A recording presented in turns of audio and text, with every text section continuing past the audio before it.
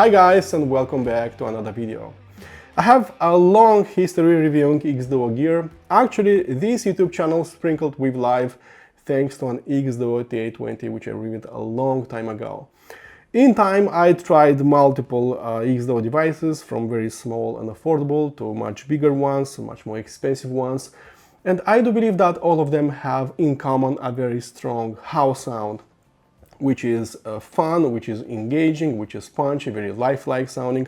All of them are sounding like that. About 2 years ago, I started exchanging emails with xDuoo. I tried to plant some of my ideas into their heads. And although the product which I'm most proud about is not yet ready to be revealed, so let's focus on another product which is being developed for a while now. It's the absolute biggest DAC amp combo that ever walked the earth. Is the XD05 PRO, which goes for $799 US. So let's see how this one sounds, and then let's compare it with the rest of its competition. Let's go. Living with massive portable units for a while now, like Shanling H7, like FiiO Q7, I expected a massive unit coming from xDuoo Labs, but nothing really prepared me for the sheer size and for the weight of the XD05 PRO, which is basically dwarfing any other DAC amp combos that I've tried to this day. Actually, it dwarfs even a few desktop DAC amp combos that I have tried around here, those small SMSL and topping units. This one is considerably bigger and heavier than those, so it's very imposing. It looks a little bit scary, and it basically dwarfs anything portable that I have tried up to this day. xDuoo didn't want to craft another DAC amp combo, but basically a statement DAC amp that wouldn't compromise performance in any way, and that is how they arrived at this brick-like looking device weighing 780 grams. I can barely squeeze it in my extra large pants, and I need to tighten my belt a little bit more, so I'll call it transportable for now. You can carry it in a pouch or in a backpack, maybe in a large pocket on your coat or jacket, and I see it mostly as a transportable unit rather than like a portable one. Build quality wise, it's built like a tank. It's very solid in the hand. If you are turning it upside down, you can see the circuit being laser engraved on this part right here, so you can see all the chips that are being used in this one, and you also have two doors right here which are holding the amplifier modules and also the DAC module. Right now you can swap those stock OPA op amps sitting in its amplifier modules with two LME op amps, which are also be offered in the package, but you'll need to be a little bit patient for some proper amplifier modules, for some proper DAC amp modules, which are being developed as I'm talking to you.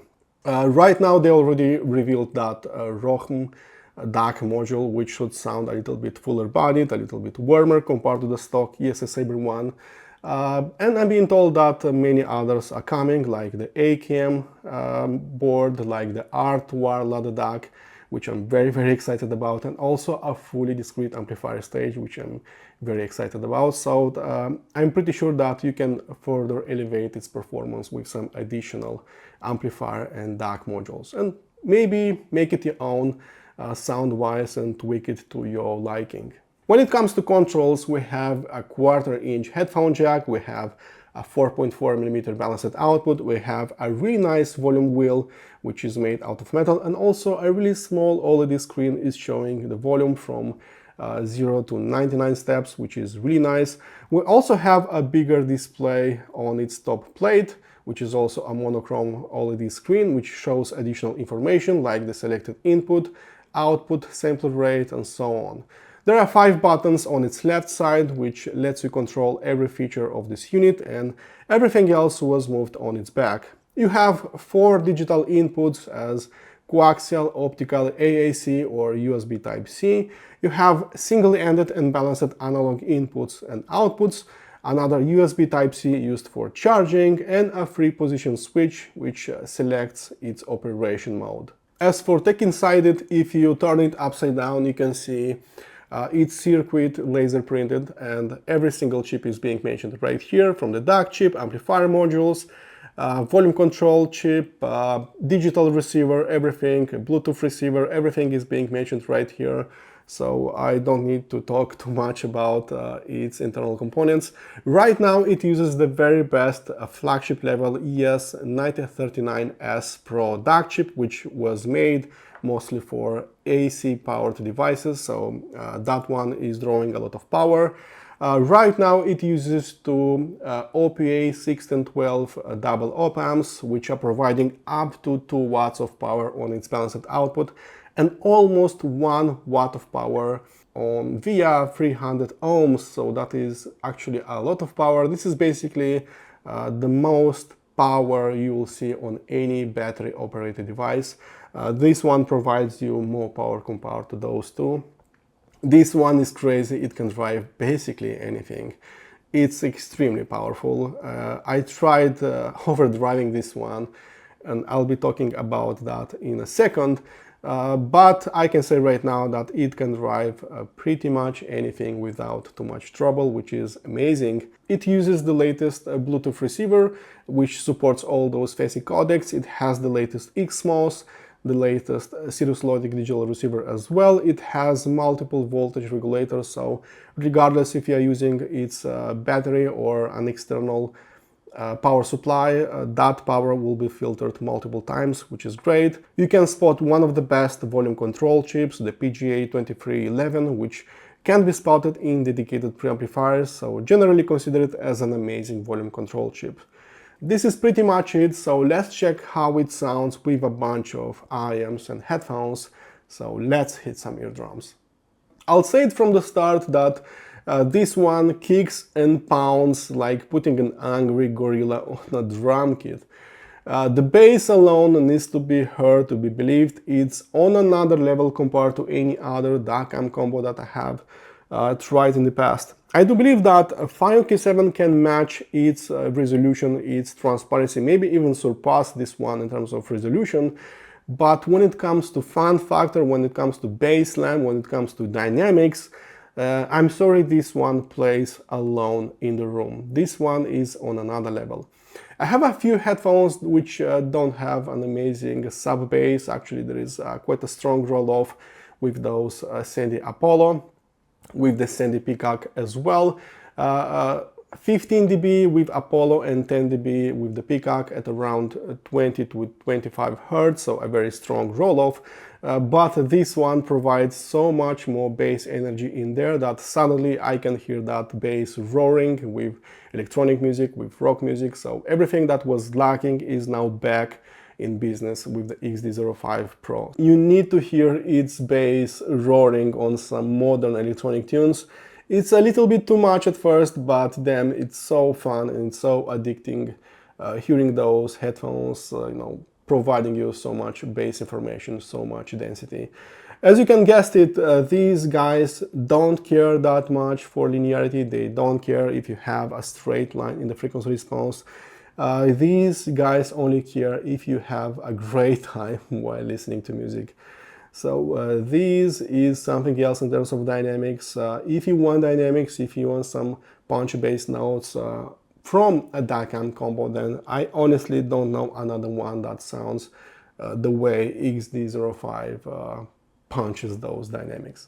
Dynamics are going through the roof with this one, and if you have some mellow or slow sounding headphones, or just if you want to improve the dynamics of your headphones, for example, of the Sennheiser HD650, 660, then this one will be doing that very, very easily in terms of transit response, dynamics, everything is just improved with this one. Power-wise, Shanling H7 is providing 1.3 watts of power per channel, so this one was already able to drive most of my headphones pretty nicely. When I moved to FiiO Q7, this one provides 1.5 watts of power, and it was able to drive a wider variety of headphones, even high impedance dynamic headphones and low sensitivity planar headphones. In its DC power mode, it was the very first unit to successfully drive a pair of Hyperman Susvara, which was a very big surprise, although it didn't have that tone and timbre that I wanted to have from the Susvara. It was too linear for my taste, it was not very fun, it was not full-bodied sounding, so this one worked with Susvara, but it didn't at the same time. Now, moving on to XD05 PRO, This one provides 2 watts of power per channel in 32 ohms and almost 1 watt of power in 300 ohms. So this one is easily the most powerful battery operated device. It was able to drive really nice a pair of HD800S from Sennheiser. I'm pretty sure that it will sound as impressive with a pair of Beyerdynamic T1. And it also successfully drove a pair of Haifumansusvara, and it had that tone and timbre that I really wanted to have from the Q7. So it was warmer, fuller bodied, it was more fun, and the bass finally started playing with my imagination. So clearly this one worked better with a wider variety of headphones, including with low sensitivity planar headphones. This incredible high power output comes at a very big price, and that is portability factor. You see, this one weighs about 350 grams. It's quite slim, it's quite small. I can carry it around in my pocket, no problem. This one weighs 620 grams. It's considerably heavier, it's thicker. So this already sits at the edge what I would consider as portable or transportable. So this one is already a very big challenge to carry around. But this one, it weighs 780 grams, it's much bigger, it's much thicker. This one, I'm sorry, I cannot carry it around in my pocket. Maybe in my coat pocket or maybe in my jacket, but it's way too big, way too heavy. So you should ask yourselves if you care for the portability factor, or if you want the absolute best sound on the go, which XD05 is providing to you. Regardless if it was a low sensitivity planar headphone or a high impedance dynamic headphone, I really like that this one had the power and control to play all and everything, starting with very mellow, slow music to very fast-paced music, no problem, and have everything in control. So this one worked amazing with planar headphones, but with dynamic headphones as well. I rarely touched that turbo gain mode, actually mostly only with Haifumansusvara. Everything else worked nice on low and medium gain. Medium gain worked better with most of my desktop headphones, and turbo gain only for the Haifumansusvara.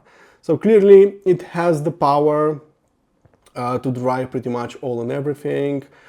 This is also a noiseless sounding DAC amp combo with IEMs on low gain position on both headphone jacks. So again, this one can work with all your IEMs, no problem, although it's slightly overkill for IEMs in my opinion. Moving on to resolution and transparency, when FiiO Q7 hopped on my table a while ago, I was surprised by how resolving and how clean this one sounded. It pretty much matched the sound of FiiO M17 DAP, which mind you is considerably more expensive, and at the same time it also matched the dynamic range and resolution of a few desktop DACs which was sitting on my table, and that was actually a big surprise. Those were slightly more expensive.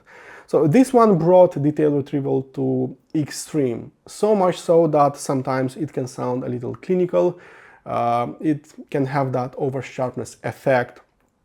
I can enjoy all my tunes and all my headphones on the XD05 PRO, but I need to use a very specific music, very specific headphones to have the same enjoyment factor on the Q7, so that is very important. They have very similar DAC sections, but they have very different amplifier sections. This one uses THX AAA amplifier modules, and those are making that over sharpness effect. Those can make your music slightly more clinical. Those can bring a very strong leading edge, something that this one is not doing. So in my opinion, this one is not less resolving, nothing like that. It's exactly as clean, it provides exactly as much information to the listener. The only thing it doesn't do is over sharpness. So this one never will over sharp your music. This one will never be clinical sounding. Although it has an ESS Sabre DAC inside, I never felt that this one is fake sounding or that my music is not musical. No, on the contrary, it's kind of warm sounding, and it's very full-bodied sounding at the same time, even if it uses that ESS Saber DAC chip. So this one is very different compared to this one, pretty much on the opposite side, although I find it pretty much as resolving. So in my opinion, this one can easily be compared with desktop DACs sitting in the same price bracket, so this one is resolving, that is for sure. Moving on to Soundstage and depth, first I've used a pair of Hibi Zeta IEMs, which so far are my favorite pair of IEMs. Then I moved to a pair of Meze Elite on its 4.4 balanced output, and then to a pair of RZH Charybdis, which so far are pretty much the biggest sounding planar headphones that I had the pleasure of testing at my place. Fleetwood Mac's Dreams Live finally hit streaming platforms. I don't know why it took them so long to release this record, but it sounds so alive and so authentic, even if it was recorded in the summer of '77. Dreams, for example, somehow unlocks a memory box for me, so it started playing with my imagination, and what was all this new again and what was playing inside my head with that Hibi Zeta is now playing at an arm's reach with the RZH Charybdis. So this one is not playing, not performing like a portable unit, and mostly like a desktop unit.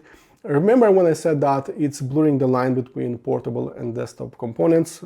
I didn't mean only dynamics, but also in terms of soundstage and depth. It's very impressive in this regard, and I do believe it never limits the air travel, the depth, or the separation of the notes. I had a few friends which came over for a listen, and I wanted to play some tricks on them, so I placed a big cardboard box on my Rockna stack. I placed a big white towel on top, so I didn't know what they were listening, and they started guessing. It's the new head amp CFA3, which should come pretty soon. It's a fully discrete desktop amplifier playing the music. It's the new IEMs HPA23R, but none of them guessed that it's the new XD05 PRO, which was playing the tunes. So clearly it doesn't sound like a portable unit and more like a desktop component, and that's how I can describe its soundstage, its depth, and its holography. Moving on to frequency response, XD05 PRO goes with a fun sound signature, and most of the fun is coming from its elevated bass performance. So everything that is mellow, slow, or boring sounding will become just punchy, alive, very hard slamming in the bass. So it will be changing the nature of a lot of headphones, but I actually like this effect with this one. It doesn't care that much for linearity, for being honest, for being true to the source. It cares only if you're having some great time while listening to music. It will be swinging that Mjolnir hammer pretty hard left and right, so watch out those eardrums. It will be pounding those pretty hard. Moving on to mid-range, the stock OPA op-amps sitting in its stock amplifier modules are doing a better job compared to those LME op-amps, which are being provided in the same package. LME op-amps are slightly extended the treble a little bit, so they are providing slightly more information in the upper treble at the cost of a less impressive mid-range delivery. So if you listen to a lot of acoustic stuff, jazz, blues, I do believe that the stock OPA op-amps are doing a better job. If you want even a better mid-range performance, then you can go with that raw DAC which was just revealed, or you can wait for that R2R DAC module, which I'm pretty sure will bring that mid-range performance even higher. And of course, those fully discrete amplifier modules, which will be coming later, also should improve its mid-range performance. But even so, in its stock form, in 2 weeks, I listened to a lot of more acoustic music on this one than compared to Q7 in a year, because this one is not doing justice to acoustic music, to jazz, to blues. Something that works really nicely on XD05 PRO. The trebles are sparkly, but I don't find them problematic in the long listening sessions. I tried plenty of metal tunes which appealed to my personality a long time ago, and all those metal tunes didn't scare off any of my half-amens, so that is a very good thing, because half-amens and metal are usually sounding not so great, or you need some very specific equipment to make them great sounding with metal and rock tunes. This one works really nice with the Headphones on rock and metal tunes. I listened to a lot of Negro Bunget, and Negro sounded if it was walking the earth once again. It was very alive in a way, so that was actually very interesting. The upper treble has a slight roll off, but it's not a big one. You can see that the energy is fading away slowly in that region. If you want a better treble energy in that region, you can swap those OP op amps with those LME op amps, and you'll be getting exactly that, a better treble extension, so you can make it slightly better for treble heads. For me personally, I do believe that the stock OP op amps are slightly more natural, slightly more lifelike, so I like the sound of the stock sound a little bit more. I also had a few issues with this one, and I feel that I need to mention them to you. First of all was its body temperature of 42 degrees Celsius on top and 46 degrees Celsius on its back cover, or for US folks that would be 110 degrees and 115 degrees right here. This temperature was recorded on its turbo gain and 4.4 balanced output in a well-ventilated area. In a pocket, in a pouch, or in a backpack, those temperatures would be higher, and in time they can damage the internal components. The second issue is the Bluetooth connection. First of all, it's by orders of magnitude better compared to that XD05 balanced first generation, which was losing the signal basically a few centimeters away from my phone, which is not happening with this one. In an open space up to 5 meters, it worked just great. I can use this one in my pocket and my smartphone in the other pocket, and again, it won't use anything like that. But if there is a concrete wall in between this one and my smartphone, then it will be losing some bits. I tried 2 phones, and again, it was losing that signal, so think about that. The last and probably the worst issue I had when I fully charged its battery, when I used its turbo gain, when I used its 4.4 balanced output with the Headphones Susvara and with bass intensive music. The battery gauge will start dancing to the rhythm of the music. It will start acting weird, going up and down, sometimes showing a depleted battery for a microsecond, and sometimes even shutting down the unit completely. Please understand that Susvara is an extreme headphone. It wasn't made for portable use, and as you all know, the bass notes are squeezing around 75% of power from the amplifier as opposed to other frequencies, which puts a massive strain on the battery and amplifier modules.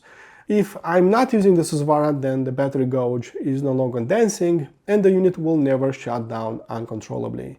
These are the biggest gripes that I have experienced in 2 weeks. If you had more of them, then please let me know. This review already got way too long, and if you want to know how this one compares with the Shanling H7 and the FiiO Q7, then please check out my written review which I left below. Everything can be found on chapter 10, and I believe it's a must-read comparison. Wrapping things up, a modular amplifier concept on portable devices isn't something new, but modular amplifier and DAC sections on portable devices is something new, offering basically endless possibilities for your beloved headphones and IEMs. I'm sure many of you will get this one as a transportable rig to your office and back home, maybe as a bedside rig. That's exactly what I used this one with. I don't see myself traveling with this one so much or going outside for a stroll, but hey, maybe you are much crazier than me and you want the absolute best sound on the go, which I believe XD05 is exactly that unit. xDuoo finally managed to put just enough power for the most demanding loads out there. It will get slightly hotter and that battery gauge will go haywire, but it will get the job done without limiting those dynamics or the bass slam. I really wanted to award it my highest honors, but it's a silver award for now, considering all those quibbles. Thank you guys for watching. If you want to know more about this one, please check out my written review which I left below. Please consider subscribing if you like this video. My name is Sandor and I'll see you very soon.